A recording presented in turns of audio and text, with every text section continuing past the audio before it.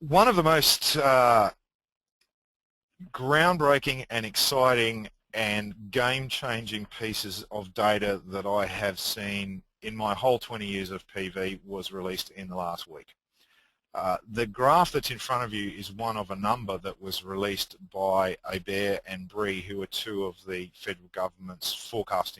primary forecasting bodies.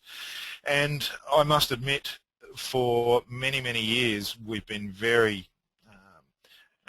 disappointed and skeptical about the data that BRE and ABARE have been using to create price structures and to look at the competitive positioning of solar photovoltaics.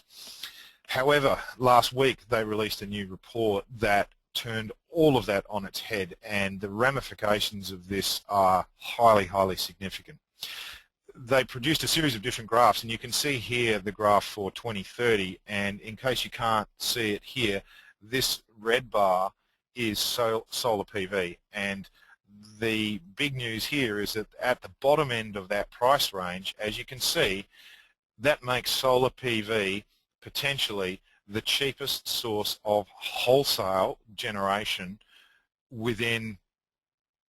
10 or 15 years from now, just over 15 years from now. This is absolutely game-changing for us because the government until now had been saying, no, it's 30 years away, it's 40 years away, it's nowhere near it. And to have the most conservative forecasting body in the government come out and say, whoops, we were wrong by something like a factor of 10 or 20, firstly. Secondly, we actually do now concur and believe that solar PV has the potential to be the cheapest form of generation within the very near future is highly significant. It's going to take a while for this to flow through, but I urge you, whenever you're speaking to decision makers